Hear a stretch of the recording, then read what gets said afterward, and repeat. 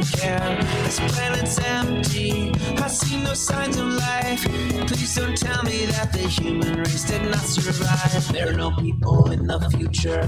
There are no people. There are no people in the future. No people at all. There are no people in the future. Where did all my people go? There are no people in the future. Let me try my people call. Where are all my people?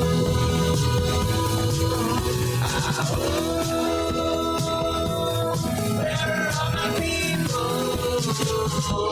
I guess I'll fly away now. Hey, everybody, welcome. Yes, everybody, it is another Monday. That means another Out to Coop Live. It is Monday, March 27th, 2023. Welcome to Raging Chicken's Out to Coop Live. This is Kevin Mahoney, creator and founder of Raging Chicken. On Out to Coop Live, we talk to progressives, activists, and troublemakers of all sorts, right from our own backyard and from across the country. You can join us at the end of the week for our Friday Politics Roundup, where we break down the good, the bad, and the ugly in state and national politics. And you can get all our shows by subscribing to our podcast on Podbean, iTunes, Spotify, or wherever you get your podcasts. And you can support this show by becoming a patron for as little as $5 a month. Head on over to patreon.com/RCPress today. You can also help out the show by heading over to our YouTube channel if you're not there already. Smash that subscribe button, like the stream for this show, and hit that notification bell so you know every time that we go live. And if you're a podcast listener, wherever you listen to this podcast, whether it's Apple Podcasts, Google Podcasts, Spotify, Podbean, wherever it might be, just leave us that 5-star review that helps other people find the show. And for more PA Progressive Talk, you can tune to the Rick Smith Show's live stream at 9 p.m. Eastern on his YouTube channel, Twitter, Facebook, wherever you're going to get a stream every night at 9 o'clock, you're going to find it, Rick Smith Show. For all the details, head on over to ricksmithshow.com for the latest across all his platforms. And you got to check out the Sisters of the Night Caucus podcast if you haven't already. The amazing PA women stirring the political cauldron behind this podcast rock the house. And they know where the bodies are buried. Make sure to follow them on Twitter at The Night Caucus. That's at The Night Caucus on Twitter. And subscribe to their podcast on Anchor, Spotify, iTunes, wherever you get your podcast. And if you haven't heard, The Signal. That's right, The Signal. It's a new podcast by the Bucks County Beacon. The Signal is hosted by Beacon's editor-in-chief. Hey, I know this guy. I think he might be on the show tonight. Cyril Mychalejko. Yes, indeed. And produced by yours truly. Twice a month, The Signal will shine a light on the right-wing extremist currents streaming through Bucks County and beyond. Cyril invites guests who can provide insight, analysis, and organizing solutions so that we can steer the community toward calmer, saner, progressive routes. You can check out all the details at buckscountybeacon.podbean.com, where you can subscribe to that podcast, or wherever you get your podcast. Subscribe to The Signal. Do it now. You got a minute. Go do it. And attention all you gamers out there, the Game Inn is a Quakertown-based black family-owned gaming store. They're friends of the show. They got everything from retro N64s, the latest consoles, video games for all platforms, collectibles, action figures, Funko Pops, walls of Funko Pops. And kids get discounts when they get A's in the report cards. Can't beat it. Check them out on their Facebook page. Follow them on Twitter at The Game Inn. That's with 2 N's. Got a question about a game, looking for something hard to get, shoot them a message or drop them an email at thegameinpa@gmail.com. And a special shout out goes to Jonathan Mann, who wrote our intro song, There Are No People in the Future. Check out all his great stuff on his YouTube page and follow him on Twitter at SongOfDayman. Again, 2 N's, at SongOfDayman on Twitter. And hey, folks, as you'll hear tonight, man, we cannot let Paul Martino and his oligarch friends buy our schools and push extremist politics in our community. Raging Chicken has teamed up with Levelfield to launch a truly community-rooted PAC to invest in organizing, supporting local and statewide progressive candidates, and unmasking the toxic organizations injecting our communities with right-wing extremism. We're putting small dollar donations to work to beat back the power of big money. You can get more information and drop your donation at ragingchicken.levelfield.net. Well, everybody, this week, as I was saying and hinting at, this week I welcome Cyril Mychalejko back to the show. Cyril is the editor-in-chief of the Bucks County Beacon and the host of their bi-monthly podcast, The Signal. On tonight's show, we'll be digging into the latest with the creeping extremism on Bucks County school boards and in the people working to take back public schools from right-wing ideologues. We'll also get the latest updates from the Beacon and their current fundraising drive to support and expand hard-hitting independent media in Bucks County. Go check them out at buckscountybeacon.com. And if you want to support the Beacon right now, you can head on over to buckscountybeacon.com/support-the-beacon. That's support-the-beacon. Check them out. Support the Bucks County Beacon. Want to be real simple about it? Just go to the buckscountybeacon.com and click the support tab, and we'll be good to go. Cyril, welcome to tonight's show, man. Great to be back, Kevin. Yeah, it's great having you back kind of on Monday. And, I was saying to you before the show is that I was thinking that I had this moment of apparently delusion that that maybe that some of the worst of the extremism that was running through Bucks County had actually burned itself out, and it's like, self-contained forest fire. But apparently the fungus is among us, and it continues to spread. And it's, it looks like we're gearing up for quite an election cycle this year. No, absolutely. And, unfortunately, there's no rest for the weary. I think that's for sure. That is for sure.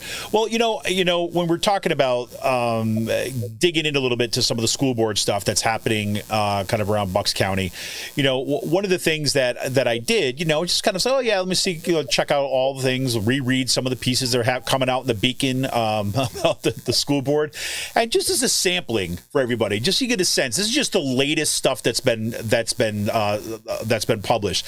A piece by Darren Lawson said, "Why I'm taking the Penridge School District to court." Yes, that's about book banning. Yes, remember that? Oh, yeah, good old book banning. And then, there was a Central Bucks School Board Director voting maps. There was a court hearing about that because they were trying to gerrymander the school board election zones. That's pretty crazy. Pencrest School Board member says, I don't care what the law says, right? So we've got that going on. And then you've got, we've got a great piece, got a first-person story today, tomorrow, and yesterday as a transgender youth in Bucks County and across the country, talking about the experiences of kind of like being a student and being alive in this county and this school district in the midst of all this stuff. Oh yeah, then there's Representative Brian Fitzpatrick votes for Mom for Liberty back parents' rights bill. I mean, it's amazing, Cyril, but the degree of like insanity that's going on. But it also seems to me that the Beacon's reporting on all this stuff should be pointing us in the direction of say these are not just isolated incidents, but this is the playbook. This is the playbook that we're going to see unfolding in the days, the weeks, and years ahead as we gear up toward the next presidential cycle. You know what I'm saying? No, absolutely. I mean, this is something that the GOP has adopted, right, as their kind of most current crusade within the culture wars, Bucks County is largely ground zero for that. You mentioned some of the coverage that we've been publishing recently. I think Darren's piece was like really interesting because it shows what lengths these right-wing extremist school boards will go to. And those lengths include lying, right? Right. They're saying we're not banning books, right? But in Darren's case, with the research that he was doing, he showed that every single book was being checked out off the library shelves for up to 365 days.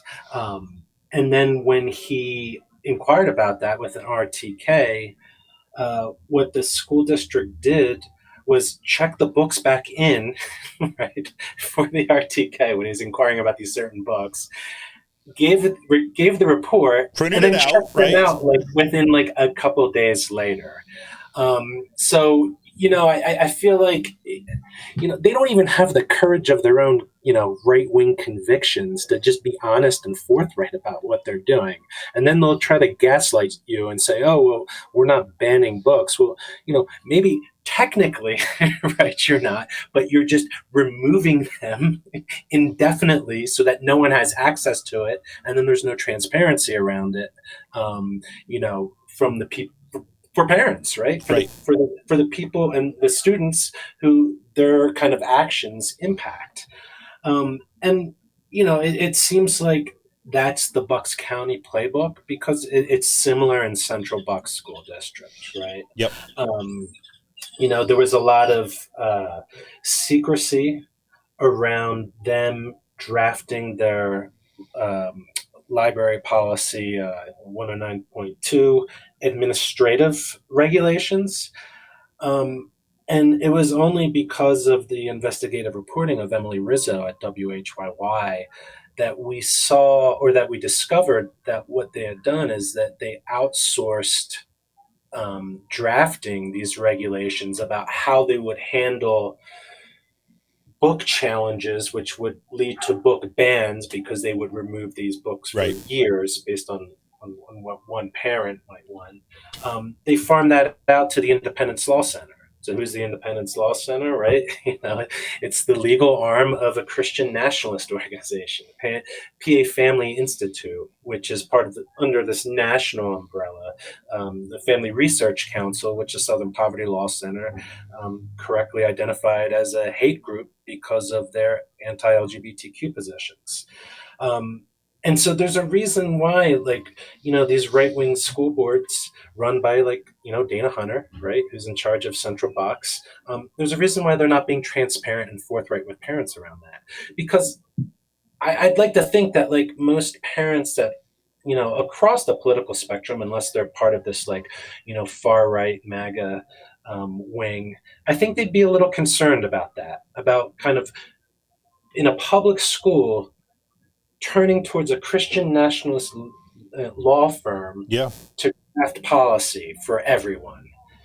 And so this is what we're up against. And I think, obviously parents are, they're awakened to this. They know what's going on now. Thankfully, there's been a lot of reporting, what we've been doing here at the Bucks County Beacon, what Chris Olery had been doing while he was at the Courier Times, though he's no longer there now. He's on kind of statewide desk. And Emily Rizzo's reporting has been just fantastic, throughout the last year and a half, 2 years. Yeah, 100%. And the thing is, this is what's most telling to me about Emily Rizzo's reporting, for example. I mean, she's a reporter for WHYY, right? WHYY is not exactly the lefty kind of troll farm thing that's going after just just trying to make a headline, right? I mean, they had diligent reporting, right? They're kind of, she's been following consistently, and for Christian nationalists to be utilized as part of the frame within WHYY, that shows you how far those groups have gone and how extreme these school boards are. Because look, WHYY, yes, it's a nonprofit kind of media organization and stuff, but they're pretty middle of the road in terms of their reporting. They may lean a little bit liberal, but they're pretty middle of the road. They don't like to kind of use what they might say, kind of extremist language or something like that. No, they're using that as descriptions, right? It's the descriptor of who these organizations are and who's basically, I don't know, laying the groundwork and producing the playbook for what's happening in our schools. Yeah, absolutely. And I think with WHYY and NPR, they're kind of part of this, nationwide kind of media awakening to this long-running threat of Christian nationalism, which has often been kind of operating, in the shadows, behind the scenes, because there's been work about it in the past. It just hasn't been as mainstream as it is now. And I think, the movement became emboldened under the Trump administration. And then, there was a lot of unfortunately, the January 6th committee, they didn't really highlight this as much, but there was a huge Christian nationalist presence within the insurrection, at the events at the Capitol on January 6th, with prayers and books and crosses.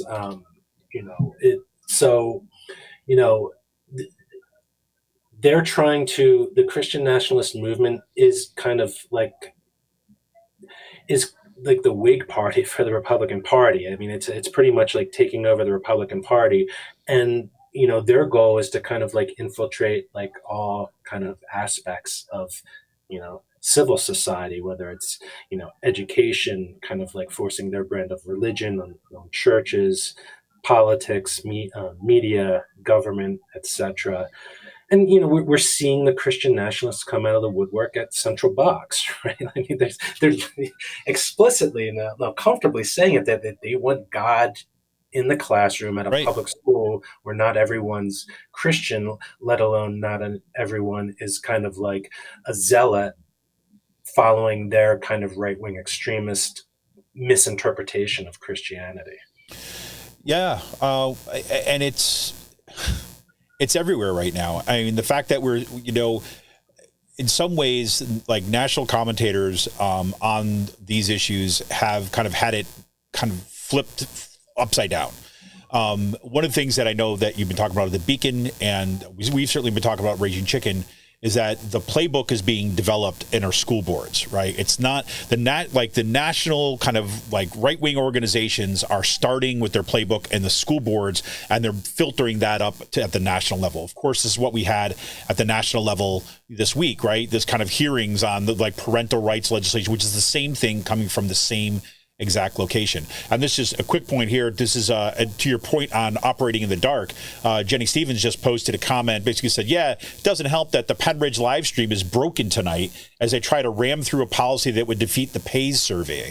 So this PAYS survey, of course, is that survey is self-reporting about, say, drug and alcohol use and kind of behaviors here. It's the only one that we've got. And the school board is looking to basically take that away, get rid of that survey, and to be able to have a greater control over what kind of information can be gathered about our students and our schools, and then they have control over it. So there you have it.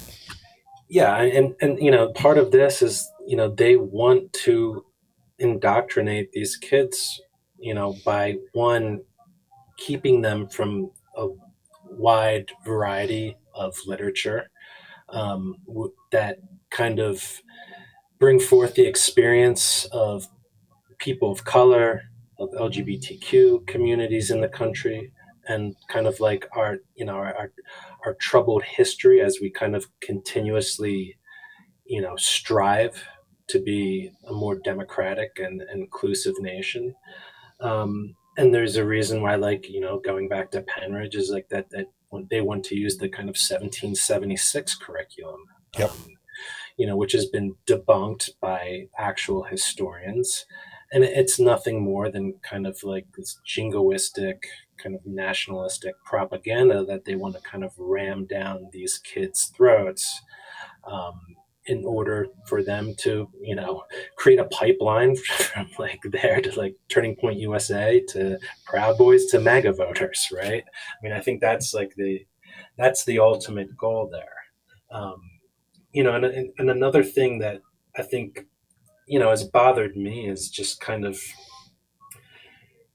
this anti-LGBTQ hate, right? And bigotry is it's almost becoming mainstream now, and we're becoming desensitized to it, right? At the last school board meeting at Central Bucks, which I was live tweeting about, the first public speaker was this guy, Simon Campbell, right? Yep. He's kind of known throughout the county. It's kind of like a right-wing blowhard. He doesn't even live in the district, right? But he ended up going there to speak. And one of the first things he did was insult LGBTQ kids. He called, he was just chastising them for not knowing the Constitution and said, well, the LBQTURX plus minus, thinking he was making a joke. He said that while there was LGBTQ kids there, right? And then potentially listening.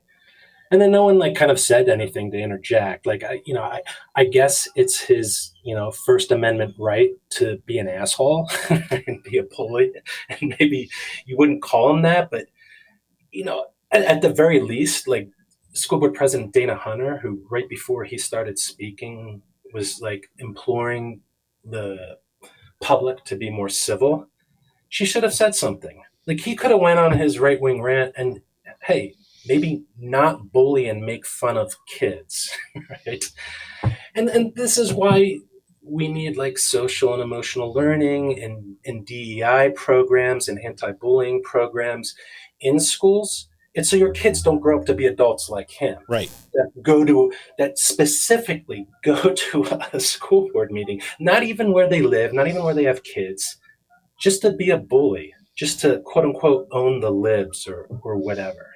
Yeah, I think that Simon Campbell is a great example, and I think that I like your idea that there should have been something said afterwards, and I think even how some of the school board members need to think about how you respond to people like this, right? Because the last thing you want to do, I mean, like I think about this stuff all the time, right? I mean, the last thing you want to do is play on their terms, right? Because basically what the lawsuits that, like all these lawsuits that Simon Campbell like files against school districts has to do with his suppression of free speech rights and kind of like anti-union stuff and things like this too as well.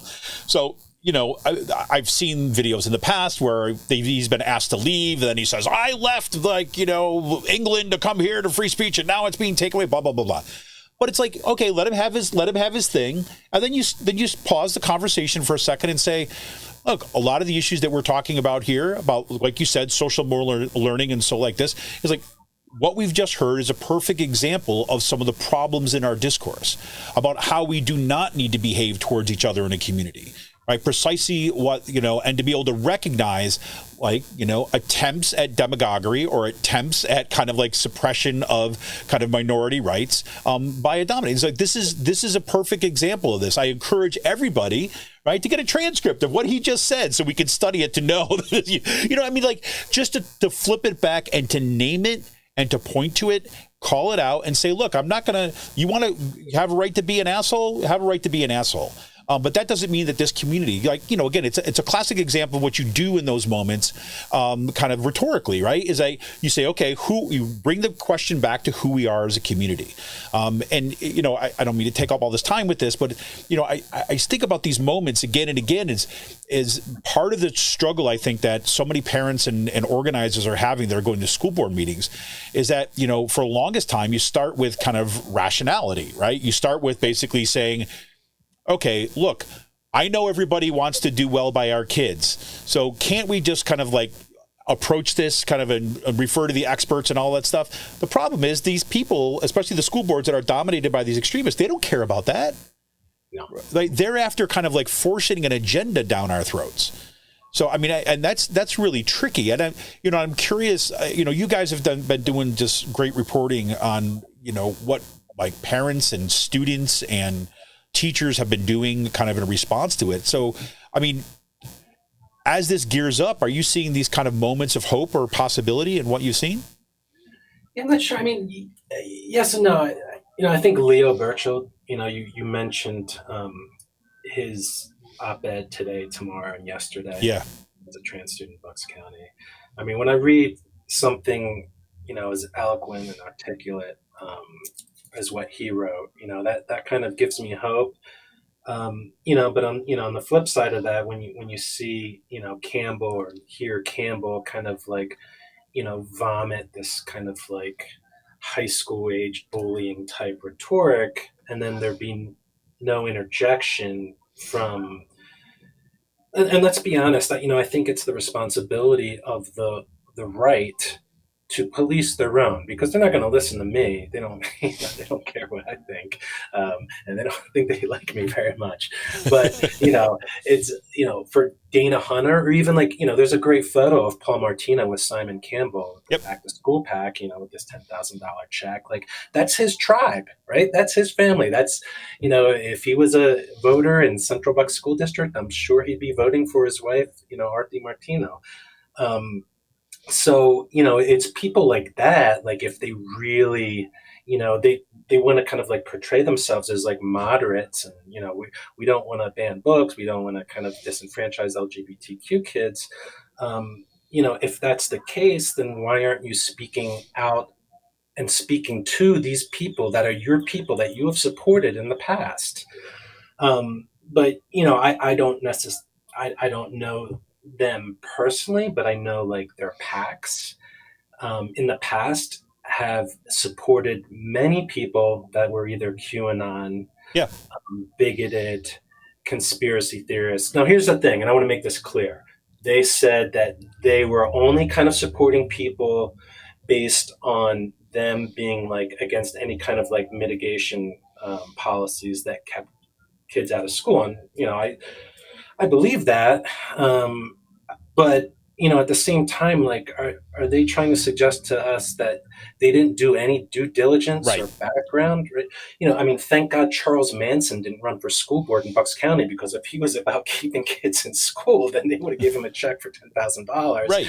and it didn't matter about anything else in his background. Right. Yeah, that's exactly the issue right there, right? It's like, okay, if you're going to, that may be true on paper. Those are the people who are supportive, regardless of political party or background. But come on, if you're supporting a candidate and you're giving them money, I mean, just as, and look, Paul Martino is not an idiot, right? I mean, you cannot tell me that he did not know, like, what these people's back. Of course they did. Right? Because you know what? They have to submit an application. When they submit an application for money, guess what happens? You go find out about those people, right? Yes, you look at their records on kind of whatever they're thinking about, defunding public schools and like support them, right? But come on. I mean, it doesn't pass, like, it doesn't smash the smell test, so to speak, right? So, no, and if we're being honest, like, they're both MAGA, right? He and his wife, like, both were Trump supporters. She donated to Kathy Barnett, who was kind of like, he was part of the Mastriano wing of the Pennsylvania Republican Party.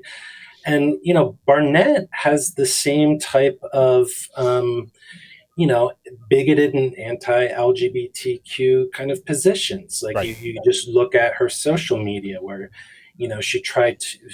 she posted that, like, pedophilia is a cornerstone of Islam, that, got into the conspiracy theories that Obama is a Muslim, posted, please pray for my babies and me. We're about to go board the place to California, and there's a homosexual female. So she donated money to this person. Maybe she doesn't believe that. I'd like to think that she doesn't. And let's just say she doesn't. But I think it does call into question her judgment supporting someone like that. Like, what is she going to say? Well, I like her policies. It's like the whole Trump thing. I like his policies, but just, not what he believes or says. Right. Yeah, but I mean, what are their policies, though? I mean, you can even say that, even at that level, that doesn't even pass the smell test. I told a story on a Friday Politics Roundup. We ran into this woman in the airport coming back from vacation. And then, it's like this older woman, and turns out she's from mainline, like outside Philadelphia. And then she says, well, I'm a Trump supporter. And then you're like, oh, crap. Right. And so here we go. And then she's like, I just don't understand why people just can't focus on the policies, what's good for America, not whether they like the person or not. And then, and I'm like, I just had a really good vacation, and I don't want my blood pressure going up right now. But like, what's going through my brain at this exact moment is like, what are the policies that you actually were really supportive of? Was it the, caging kids at the border, right? Was it the kind of redistribution of wealth to the top of like 0.1%? Like, what was it exactly? Was it the kind of like, let's go through the list. So what that says is that the Republican Party is the problem right now. It's not like the few bad actors. This is why I cannot stand the kind of Trump bad man discourse. Right, is because, yes, he is a bad man, but the problem is much deeper. It's those exact policies that you kind of like are pointing to that are causing the problems. Right. And guess what? There's some really bad people that are supporting those policies, and there's some people that know how to smile and shake hands that support those policies. Both are bad. Yeah. And, another part of the problem, I think, is, even though there's still kind of two daily newspapers back and still in Bucks County. Can we put air quotes around that? I mean, they're rapidly shrinking. They're being gutted, right, from the inside. And the readership is dwindling. So first, like, we would need the newspaper to actually cover and interrogate these types of issues and questions, which is something they're loath to do, especially, I've noticed this, especially around elections, yep. Right? They don't want to mine and excavate, who these people have supported in the past, because that's a reflection of the type of person they're going to they're going to be in office or the types of policies they're going to support. What they've posted on social media, they've been loath to do that. And then just kind of like nail, they'll have like these general questionnaires, but you really have to nail them down. Like for example, right? Do you think it's okay for one parent to decide that a book is not suitable for every single student in a school, right? Of course, a parent can say, hey, I don't want my kid to have access to this book, which they can do, and they can call the library and they can give them a list of books that they don't want. But a parent shouldn't have the right to make that decision for every other parent. And that's what this whole parental rights movement is about. Right. It's about right-wing parents determining what is appropriate for everybody. Right. Yeah, there is virtually nobody making the argument that you as a parent do not have the right to say, I don't want my child to read this thing, right? There's actually already a process, right? That if you're objecting to the content of a particular book, you can say, I don't want my child reading that thing, right? And then you get to have your right as a parent, right? Me personally, as an educator, I think that's also kind of messed up, right? Because I think education serves a purpose beyond kind of like, familial control. But put that aside.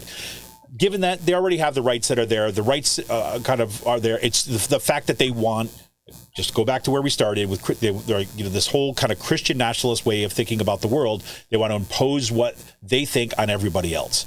And that is the complete upside down world that we're living in at this point. So, yeah. And, like I was saying, like back to my previous point, is just like, even if the Courier did do this, which I don't think they will, like, who's going to see it? Like, no one reads it. Right. And a lot of these candidates wouldn't even, fill out general questionnaires from like the League of Women Voters, right?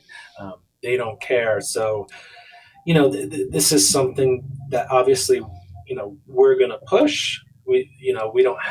We're still growing, and obviously we want to kind of like have our reach kind of be broader. But, I think it's a type of thing that candidates really need to kind of highlight as they're campaigning, the Democrats, because it shows a clear difference in policy-wise between them and their opponents. And it gives like a tangible and like common sense example, right? And this is what Central Bucks is pushing. They're pushing the ability for a single parent to make that decision for everyone. And like we said, like not all books are, suitable for all students. Like, students kind of like intellectually and emotionally mature, at different levels.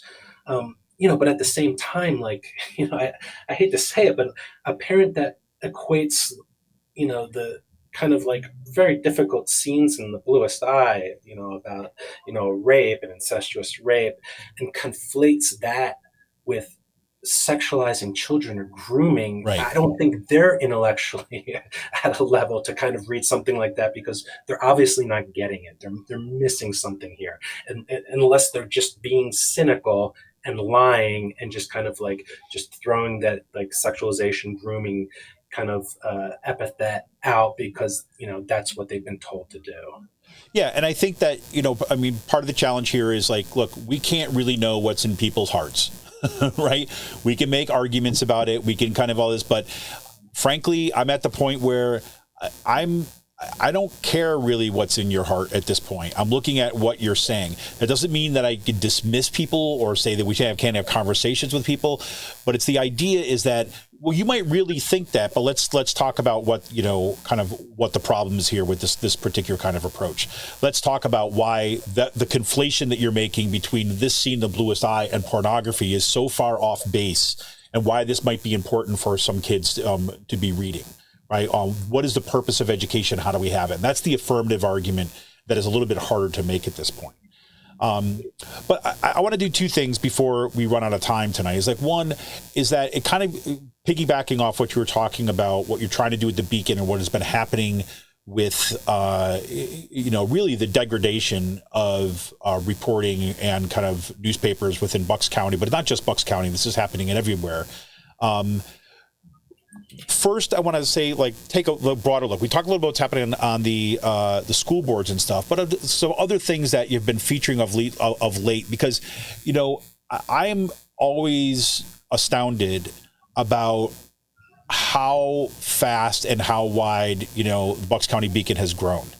And I see Pat LaMarche, for example, that you've got kind of writing for you now, has just been doing some bang up kind of reporting. It adds such an amazing dimension here. Jenny Cohn's got a new piece that's out in there. So you can talk a little about some of the other things that you've been covering of late in Beacon, why you think these are important for us to be taking a look at. Sure.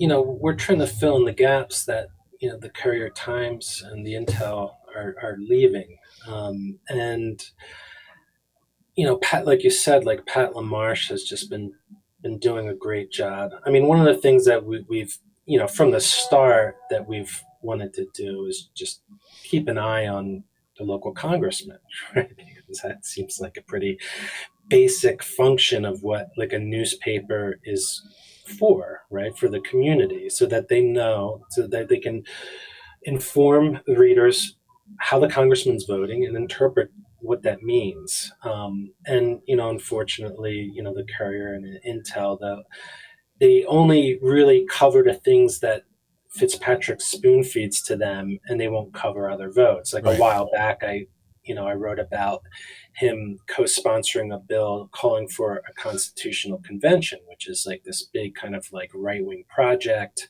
led by folks like Steve Bannon and Rick Santorum, where they feel like if they can get like right-wing control of state houses, if they call for a constitutional convention, they'll essentially have the power to rewrite the Constitution under Article 5. That's something that the Courier Times refused to talk about, and then when Ashley has brought it up at the debate, and he lied about it, and he's just like, "Oh, it's just about a balanced budget amendment." Well, that was a lie, right? The Courier Times didn't call him out for it because, I don't know, either they didn't know or they didn't want to.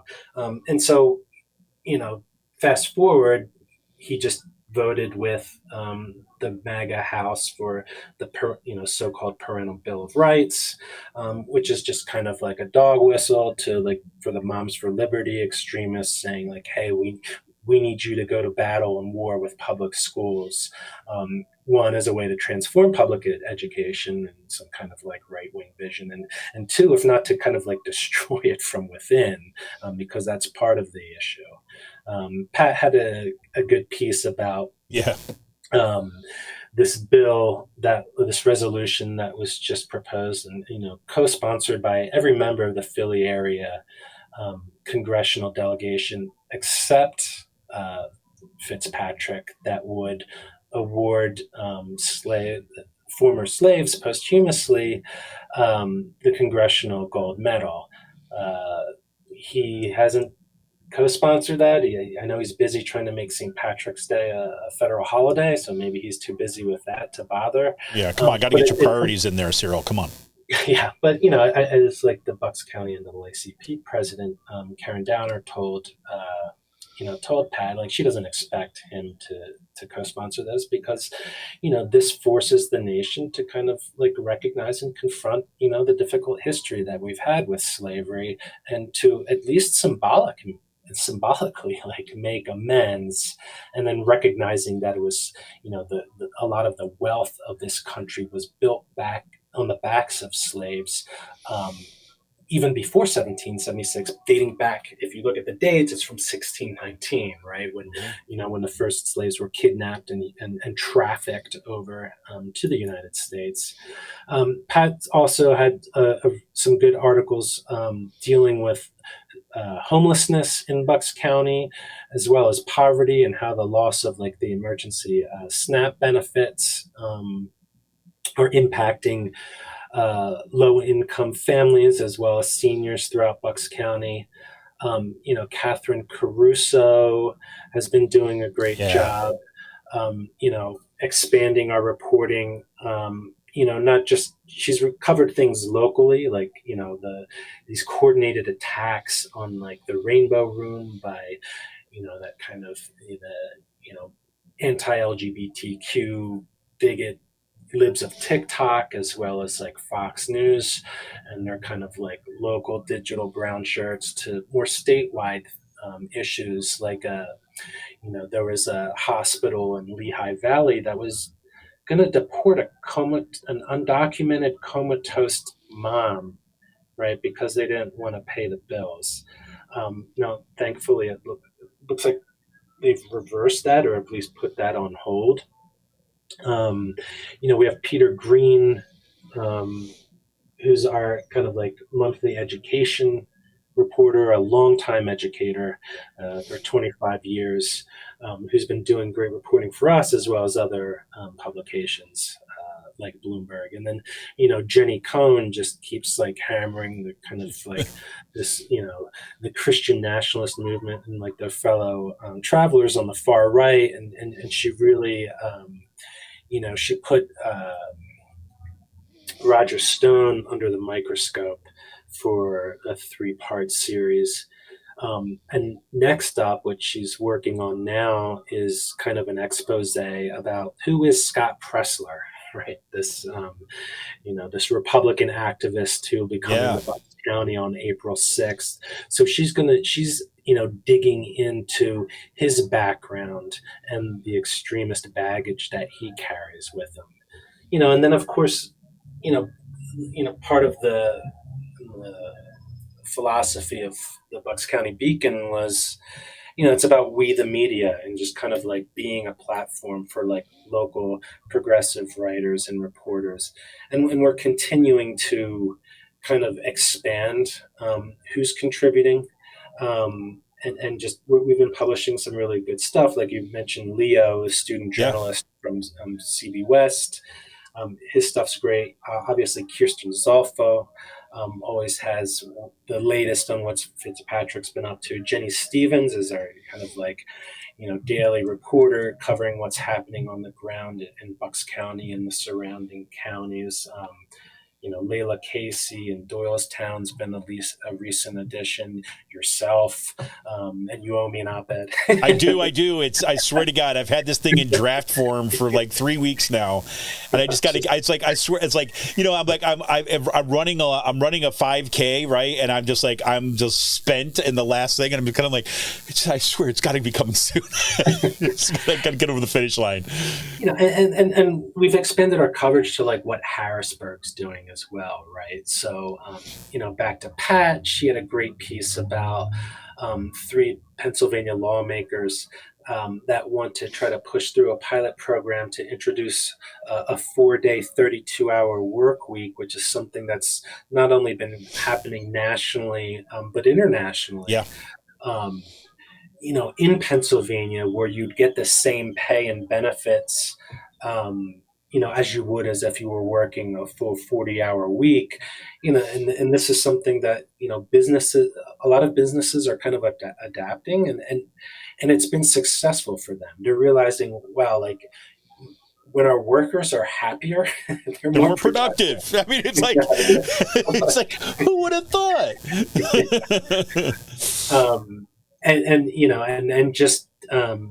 Just today, Jenny Stevens had a piece about a bill to stop the unauthorized pelvic, prostate, and rectal exams that you're subject to in Pennsylvania without your consent.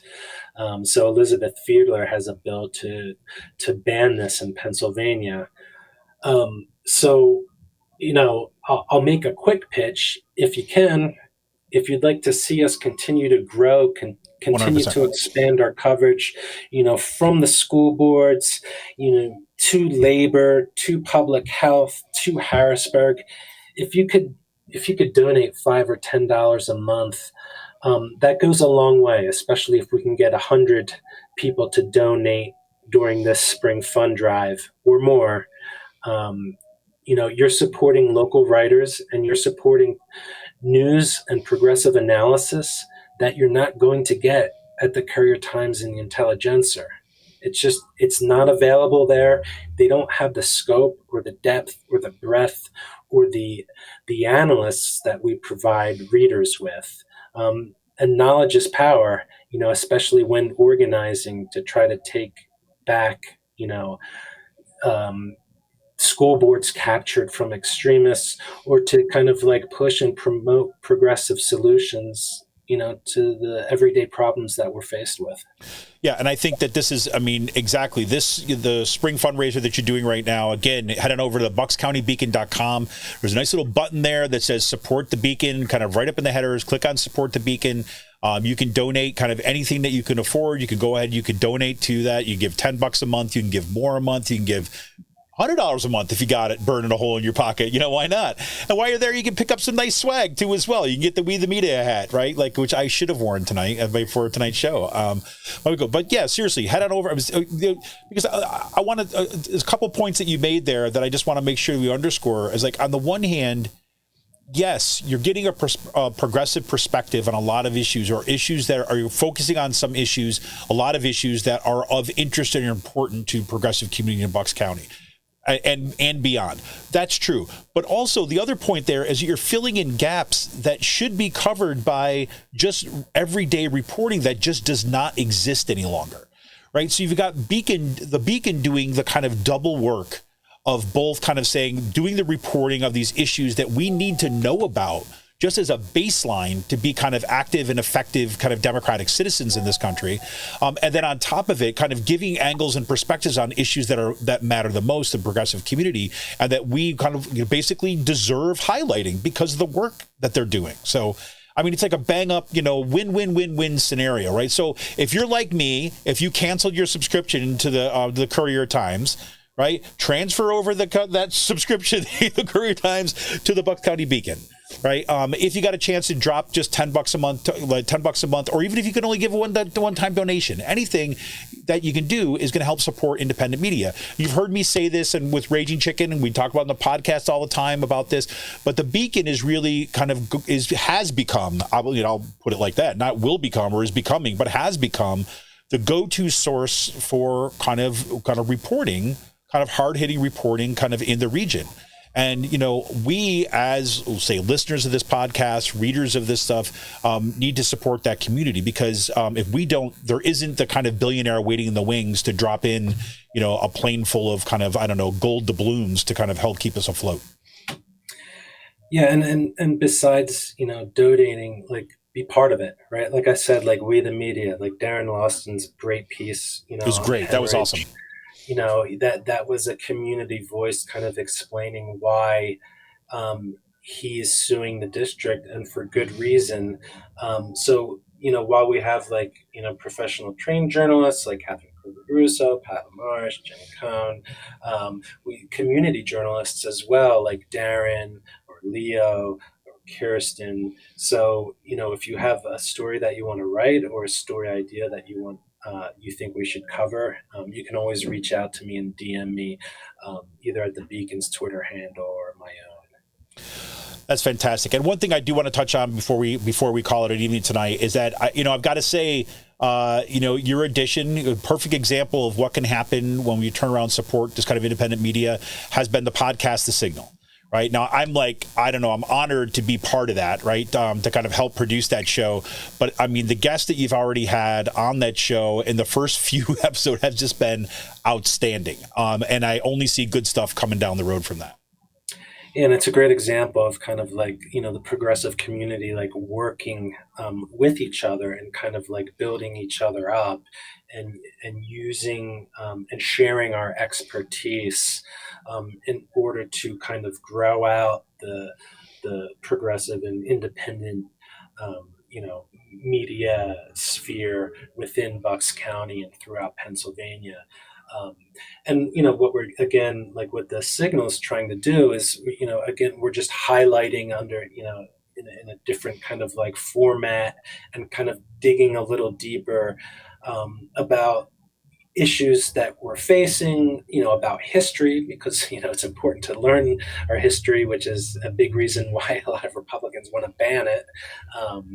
We had some, for International Women's Day and Women's History Month, we had a couple great guests with, Liza Featherstone and Dr. Kate Connolly talking about, Liza talking about kind of the history of radical feminism and the radical roots of the first International Women's Day. And, Kate Connolly talking about her research into Sylvia Pankhurst, who was just this real badass suffragette Suffragette from the UK, came to the United States, came, toward Philly, did organizing in solidarity with the women's movement in the United States. We had a local immigrant rights activist, Sue Ann DeVito, who's part of Immigrant Rights Action, talking about her taking a trip to the border to kind of like unpack what's happening there and how you can kind of like support immigrants locally. And then we had a great episode with Maurice Cunningham about the dark money and their kind of, sock puppet actors that are part of this coordinated attack on school boards and public education in general. And he really kind of like unpacks, the history and the ideology behind like groups for like Moms for Liberty and like Parents Defending Education and No Left Turn. And then next week, we're going to have another episode about this war on public education, and we're going to be featuring Jennifer Berkshire, who's awesome. The author of A Wolf at the Schoolhouse Door, The Dismantling of Public Education and the Future of School. And we're going to kind of dig into what we've been seeing with, this whole like parental rights movement, as well as these groups that are proliferating both locally and nationally that are, using public education as the new battleground for their cultural and ideological wars that they're waging. Just absolutely fantastic stuff, Cyril. It's just it's been a pleasure kind of being, say, a part of the signal for here, but also more as I've just kind of being part of this growing movement in Bucks County, right, for this kind of independent media, to see what the Beacon has been able to do, the kind of support that's come out for the community and the kind of coverage you all have been doing. So I encourage everybody listening tonight, if you can, right, head on over to the buckscountybeacon.com.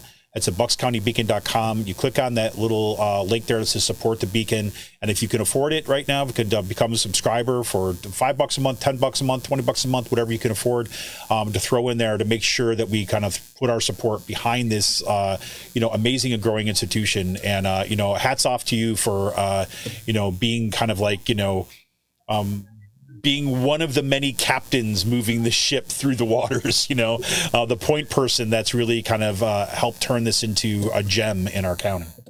I appreciate that, Kevin. And thanks again for having me back on. Yeah, absolutely right. Absolutely. Hey, everybody, this is Kevin Mahoney, creator and founder of Raging Chicken. I want to thank you for tuning in tonight. One thing I did not mention at the top of the show, in part because I did not know until the middle of the show, got the confirmation that next week on Out to Coop Live, we'll have Karen Ferridan back on the show. Huge IPCC report came back on climate. And it was not good, as we talked about in this last week's Friday Politics Roundup. Karen's going to come on and talk about what's happening in kind of climate change, some of the activism that is happening right here in Pennsylvania, and all things rooted in the world of trying to protect our future from kind of planetary collapse. I don't know. It's nothing but happiness. All right, everybody. This is Kevin Mahoney, creator and founder of Raging Chicken, where I remind you can help support the show by heading on over to patreon.com/RC Press, where you become a patron for as little as $5 a month. Cyril, take it easy, man. We'll see you soon. Thanks, Kevin. See ya. All right, everybody. We are out of here for this evening. Thank you for tuning in. Thank you for your comments. Thank you for your engagement. And as always, thank you for your support. Thanks to our members. Thanks to our subscribers. And thanks to our Twitter warriors who are out there, always help to support and get the word out. We'll talk to you soon. See ya.